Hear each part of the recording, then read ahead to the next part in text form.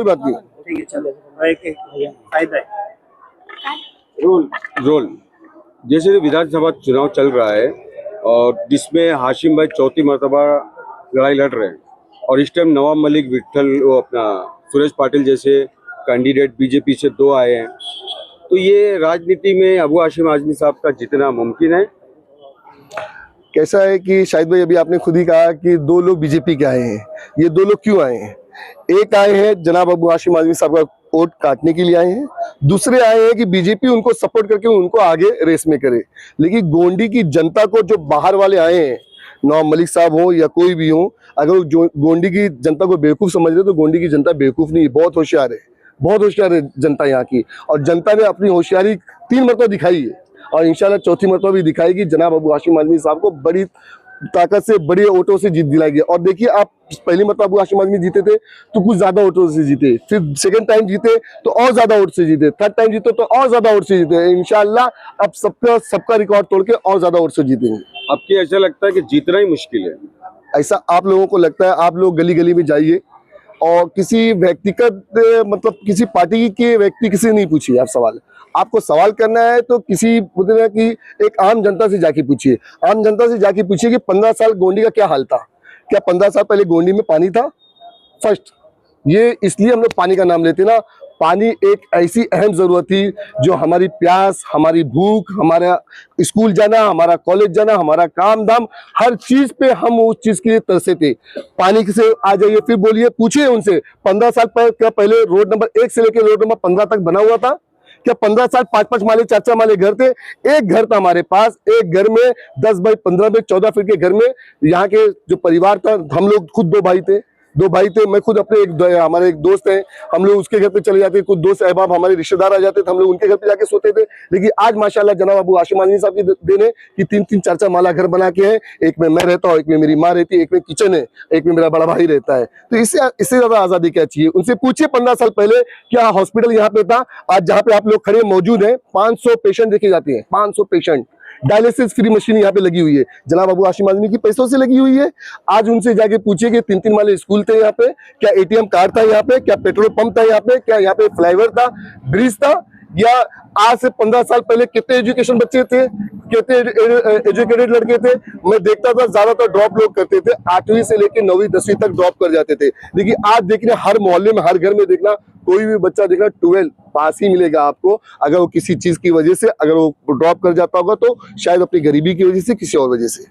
गोंडी को नशे के नाम पे जो उछाला जाता है, नशा नशा नशा बदनाम करते हैं। मैं बार बार आप लोगों के माध्यम से ये बोलूंगा, अल्लाह ने इस जुबान दी है, ये टंक है ना टंक, इस जुबान से ना जो गोंडी को बदनाम कर रहे हैं, मैं उनको ये भी बोल सकता हूँ कि तुम्हारी बहनें ना इस चीज का कारोबार करती हैं, तुम्हारी माएँ बेचती होंगी।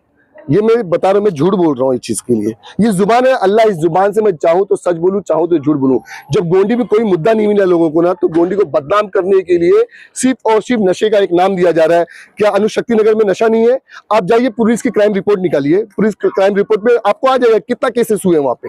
आप गोंडी शिवाजी नगर की निकालिए, आप देना पुलिस स्टेशन की निकालिए, उनके डिवीजन में 2-2 आती है, 3-3 पुलिस स्टेशन आता है। और सबसे बड़ा हब जो है नशे का, जो हब है वो मालूम कहाँ पे? कॉलोनी में है, टाटा नगर कॉलोनी में, केना मार्केट में, चेंबूर वो साइड है, गोंडी गांव वो साइड में, सबसे बड़ा सबको मालूम है। और पूछिए ना कि इनके जो लोग, इनके रिलेटिव किसमें पकड़े गए थे। लेकिन मुझे पर्सनल अटैक नहीं करना, मैं इतना जानता हूँ पूरी मुंबई में नशा होता है, सबसे कम नशा अगर होता है तो गोंडी में। आप खुद देखना, जो मेरे को बार बार गब्बर आजमी बोलते हैं, मैंने उस टाइम पे बोला था जो नशा करते हुए दिखेगा मैं उसको मारूंगा। मैंने मारा, 5-5 FIR किया, मैंने खुद विटनेस बनाओ शाहिद भाई, मैं इस चीज के आप भी गवाह, बहुत सारे न्यूज वाले भाई, हमारे बंधु लोग, सभी लोग गवाह। मैंने उन लोगों पर FIR करवाया, मैं उनका विटनेस बना। यहाँ पे विटनेस बनने के लिए कोई तैयार नहीं है। आज राजनीति के अदर पार्टी के लोग जो आए हैं वो सिर्फ इल्जाम लगा रहे हैं, ये झूठा इल्जाम है। और गोंडी की जनता इंशाल्लाह ताला 20 तारीख को इनको इस चीज का जवाब देगी। तो आप ये मानते हैं कि ये नशे का जो बात हो रही है कि यहाँ गोंडी में नशा बढ़ा है, वो एक अफवाह है? गोंडी में नशा नहीं बढ़ा है। 15 साल में जो पहले तादाद थी नशे करने वालों की, आज के टाइम में वो तादाद कम हुई है या फिर उतनी है, या फिर आपके हिसाब से है ही नहीं? बहन, मैं आपको एक चीज बता दे रहा हूँ, 15 साल पहले मैं उसी रोड नंबर 8 पे रहता था। किसी एक रिक्शे वाले को आप बोलते थे रोड नंबर 8 पे चलना है तो कोई आने के लिए तैयार नहीं होता था। ये जग जाहिर है और इसके लिए मैं हल्फिया बता सकता हूँ, 50 हजारों में विटनेस खड़ा कर सकता हूँ। पहले गटारी चलती थी, गटारी एक कच्ची दारू आती थी, दारू पी के लोग ना एकदम रोड पे लेटे हुए रहते थे, अपनी बीवियों को मारते थे, अपनी माँ को मारते थे, चरस और गांजा रोड खड़े खड़े रह के लोग ना कोरोना कोरोना पे पीते थे। गोंडी में हर चीज बहुत अच्छी सुधार आया है, बहुत अच्छा सुधार, और नशे के मामले में गोंडी बहुत बहुत बोले बहुत सुधार पे है। लेकिन सिर्फ गोंडी को इसलिए बदनाम कर रहे हैं। मैं एक बात बता रहा हूँ, आप लोग खुद निकलिए ना, न्यूज वाले भाई निकलिए, हजारों की तादाद में रोड पे लोग चलते हैं, आप किसी से पूछे देखिए कोई नशे में दिखता है कि उनका मेडिकल टेस्ट करवाइए ना। मैं बोलता हूँ पूरी पार्टी के लोगों को बुलाइए, जो आज नवाब मलिक के साथ में घूम रहे हैं या बुलेट पाटिल के साथ में घूम रहे हैं या समाजवादी पार्टी के साथ में घूम रहे हैं, अचानक में आप लोग पकड़िए, सबका मेडिकल टेस्ट करवा दीजिए। ये जो बोल रहे 10 साल का बच्चा यहाँ पे करता है, या कौन सा 10 साल का बच्चा नशा करता है यार। यहाँ पे अच्छी अच्छी मस्जिदें हैं, बड़े बड़े मदरसे हैं, अच्छे अच्छे उलमा हैं, हाफिज़े कुरान लड़के निकल रहे हैं, बीओएमएस के डॉक्टर निकल रहे हैं, आईएएस ऑफिसर निकल रहे हैं, आईपीएस निकल रहे हैं, ये क्यों नहीं बता रहे? ये गोंडी को जो बदनाम करे, जब इनकी बहन बेटी का जब ना रिश्ता नहीं आएगा ना, तब इनको मालूम पड़ेगा। जैसे कि अभी एक खबर आई थी कि अब नवाब मलिक 300 रुपया, बुलेट पाटिल 250 रुपया देके आवाम ला रहे हैं, क्या हाशिम भाई भी ऐसे कर रहे हैं? मैं एक बात बोलता हूँ, जिस दिन नॉमिनेशन फॉर्म भरा जा रहा था तो मैं बॉस को बोला कि मतलब कुछ लोगों को अपना और बुला लेते हैं, तो बोले मैं अकेला नॉमिनेशन फॉर्म भर दूंगा, लेकिन मैं किसी को 1 रुपया नहीं दूंगा। ये अबू हाशिम आजमी की मोहब्बत में लोग आए थे, और आज भी देखिए ना हम लोग क्या रैली निकाल रहे हैं, क्योंकि हमारी बहनों को काम में घर में खाना बना रही है। उन लोग बोलिए फात भाई हमको ने पूरे इलेक्शन में 2 से 3 मरतबा बुलाइए, हम आएंगे। अब मैं रोज रोज बुलाऊंगा तो जाहिर सी बात पैसे देने पड़ेंगे, और गोंडी की जनता ना पैसे से पैसा ले लेती है, लेकिन काम ना उसी का करती है जो सच्चा आदमी है, जो हक पे रहता है, उसी का काम करेगा इंशाल्लाह। आने वाले टाइम पे मैं बताया ना कि गोंडी की जनता इस चीज का फैसला कर चुकी है, बाहर वाला कोई नहीं यहाँ पे चाहिए। समाजवादी पार्टी ने काम किया है, और आजमाए हुए को आजमाया नहीं जाता है। इंशाल्लाह वापस से जनाब अबू हाशिम आजमी साहब को क़यादत में ही वो लोग रहेंगे, और इसकी वजह सबसे बड़ी ये है कि अबू हाशिम आजमी साहब जब कहीं 3 पर्दे की बात आती है, जब कहीं मस्जिद की मीनार पे बात आती है, जब कहीं 3 तलाक की बात आती है, समझ लो, जब कहीं किसी मस्जिद पे हमला होता है, किसी दरगाह पे हमला होता है, तो कोई भी आमदार एज अ मुस्लिम किसी की भी आप एक क्लिप नहीं दिखा सकते हो, किसी का पूछता हाल पूछने के लिए नहीं गए होंगे। जब फेक एनकाउंटर होता है यहाँ से लेकर हैदराबाद तक, 8 साल पहले मैं खुद अबू हाशिम आजमी साहब के साथ में गया था, उनके बहुत ही सगे एक बाप के जैसे थे शाहिद भाई, उनका इंतकाल हो गया था, कसम से उनके जनाजे की नमाज पढ़ के मुझे लगा शायद कैंसिल कर देंगे, लेकिन उन्होंने क्या कहा कि वहां मेरी कुछ माँ बहनें इंतजार कर रही हैदराबाद में। हैदराबाद गए, धरना मोर्चा किए, फेक इनकाउंटर की पूरी रिपोर्ट निकलवाए, और इवन 15 लाख रुपए उस टाइम पे मुझे मालूम 15 लाख रुपए उनको मदद भी करके आए। क्या जरूरत तुमको हैदराबाद जाने के लिए, क्या जरूरत वहां पे उनको इलेक्शन लड़वाना है? लेकिन वो आदमी फिक्रमंद है, वो कौम का असल में हकीकत में वो कौम के फिक्रमंद होते हैं, कौम के लिए रहबर है, उनकी रहनुमाई हर कोई चाहता है। क्या लग रहा है आपको, क्या लग रहा है कि सभी लोग मिलके अबू हाशिम आजमी को हराने के प्लान में? आप WWE देखते होंगे और अच्छी अच्छी कुश्ती भी देखते होंगे।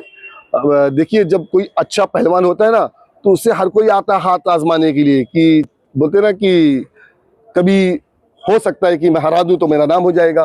तो लोग अपनी किस्मत आजमा रहे हैं बड़े पहलवान से लड़ने के लिए, कि शायद इनको उसमें मिल जाएगी, जीत मिल जाएगी। लेकिन पहलवान तो पहलवान होता है, और वो पहलवान अभी भी सो नहीं रहा है, जाग रहा है और दौड़ रहा है। हम लोग खुद अबू हाशिम आजमी साहब जब चलते हैं ना तो थक जाते हैं, लेकिन वो इंसान नहीं थकते हैं, क्योंकि उनका वो जज्बा, वो चीज़ अलग है। आपको फिर बता दो, अल्लाह की बहुत बड़ी उनके ऊपर रहमत है, बुजुर्गों की दुआ है, आलिमों उलमाओं की दुआ है, माओ हमारी माँ बहनों की, यहाँ की गोंडी की गरीब जनता की, हिंदुस्तान की गरीब आवाम की, उनके साथ दुआएं चलती है। हमारा आखिरी सवाल आपसे ये है कि जिस तरह एक सोशल मीडिया पे काफी चर्चा चल रही 2 से 3 दिनों की, आपने किसी को रिसेंटली धमकाया है, FIR दर्ज हुई या NC दर्ज हुई, जो भी, इस बारे में आप क्या कहना चाहेंगे? कोई FIR दर्ज नहीं हुई है, और मैंने किसी को धमकी नहीं दिया हूँ। मेरे बारे में किसी ने कुछ टिप्पणी किया था, गब्बर आजमी, और मेरी पार्टी के ऊपर एक लांछन लगाता है, बार बार इल्ज़ाम लगाता है। तो मैंने उससे कहा था कि मुझ पे इल्ज़ाम मत लगाइए, ये बार बार जो आप इल्ज़ाम लगा रहे हैं, झूठा इल्ज़ाम लगा रहे हैं, इसके लिए आपको कोई ना कोई चीज़ भुगतान भुगतना पड़ जाएगा। सिर्फ मैंने ये कि उसको कहा है, मैंने किसी को धमकी नहीं दिया, और धमकी देने लायक कोई नहीं था। धमकी नहीं देता भाई, जिस दिन करूंगा सामने आगे करूंगा। नाम फहद आजमी है, और सबको मालूम, जग जाहिर है, मैं किसी को भी ऐसी कोई काम नहीं करूंगा जिससे किसी का दिल दुखे, और मैं उसी आदमी को बोलूंगा जो मेरे साथ गलत करेगा, मैं उसके साथ गलत करूंगा। धन्यवाद।